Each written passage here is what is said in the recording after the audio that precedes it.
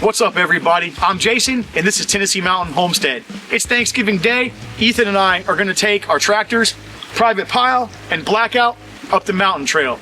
Steffen would come along, but he's in there in the laboratory working on his Wheelhorse, putting a 999 Generac in it. So let's get out of here.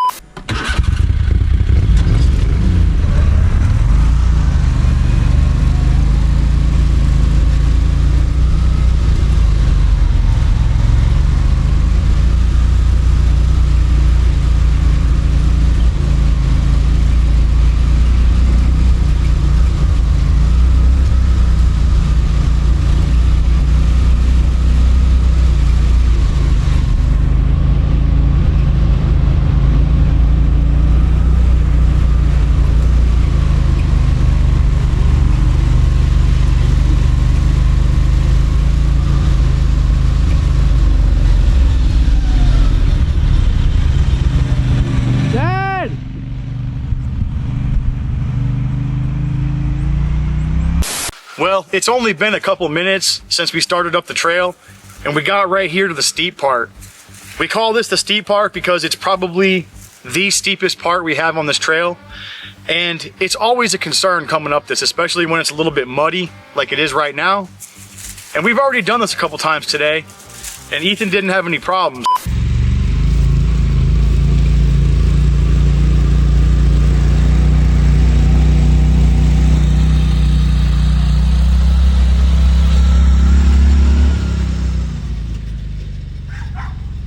But if you look, Ethan had the GoPro running on his helmet, and for some reason it didn't stay running, or it got cut off. I don't know, we'll try to go back through the footage. But I got to the top of the steep part here, and I looked back to see if Ethan was still behind me, and all I saw was him going backwards. And I'll let him take it from here and explain what happened. Well, guys, I'd almost made it to the top of this steep part, this hill, and these rear tires lost traction up there. It's getting pretty slick. It's pretty muddy out here today. And I just started to slide backwards down the hill. It completely rolled over on top of me, and I tried to get out from under it, and then it went over me again sideways, laying on its side. I'm all right, but we got some major issues here now. The fuel pump's busted, hood is totaled, a lot of the wiring for the headlights and stuff got pulled out, and the steering is completely disabled. Plus one of the back tires came off the bead right here. I guess it's from the impact. Yeah, he completely rolled over. Tractor was on top of him. He says his arm hurts a little bit, but it's not broken. Yeah, it feels okay. These things happen on mud mowers. The only thing I could think to do right now is push this thing off to the side and see how much I can get Blackout to rip up this thing and how fast we can do it.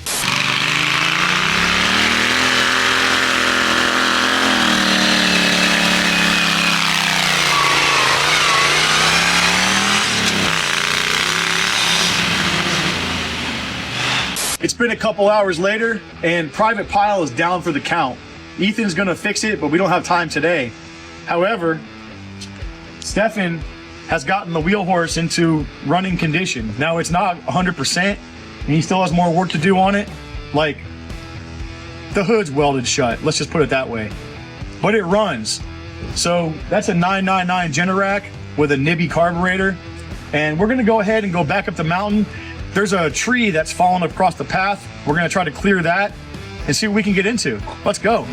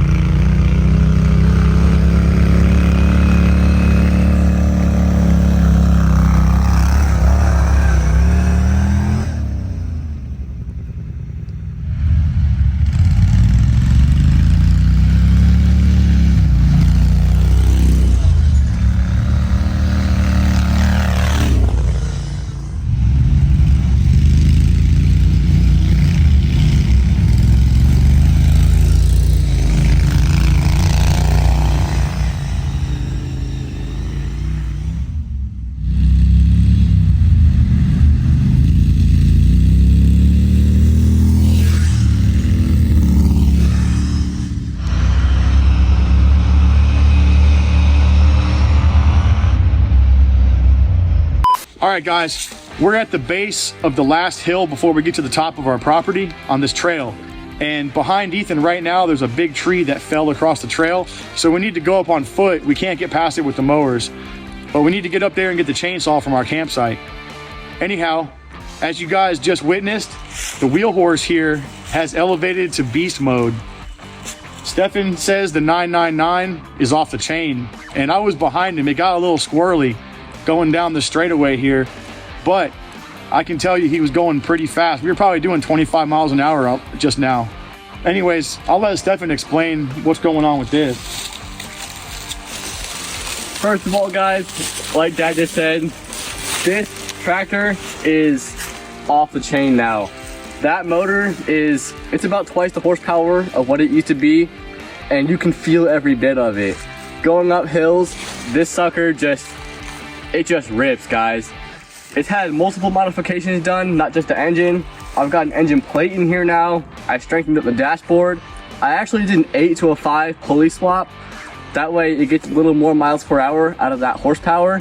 And the belt system has been redone, which that part's a little iffy, but we'll get to that in another video.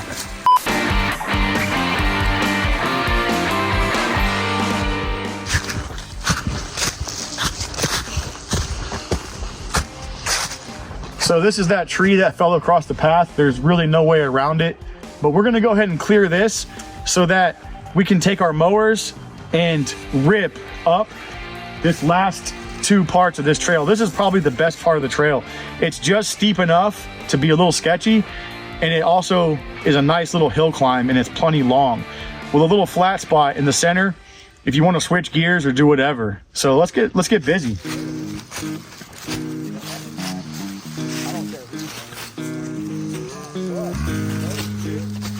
Cut off right about here. Check that hill climb out down there. Anyone feeling froggy, come on out.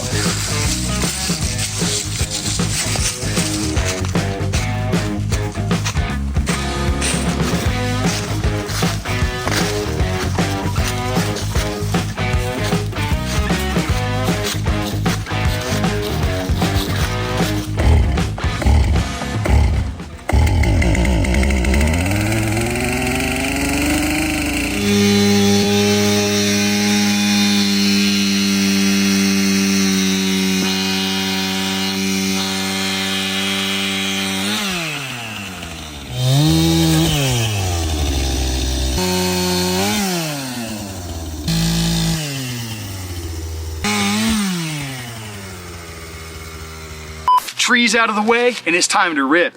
That tree makes good bonfire wood for our campsite. So on top of ripping up this hill, we're gonna see which tractor can rip those pieces up here as well. Let's get to it.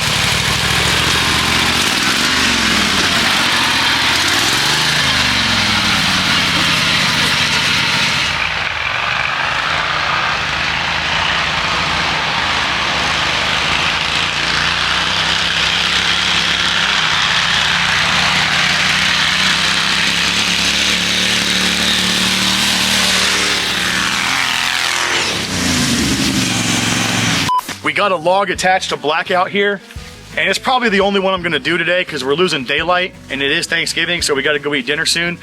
Mama will be super upset if we're not there on time. So I'm gonna rip this thing to the top, or at least try.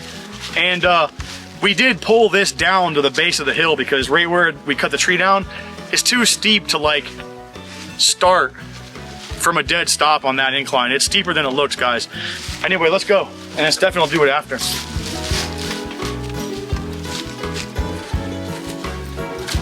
like that log, dude? About to be gone. Or I'm about to be gone, one of the two. We'll see.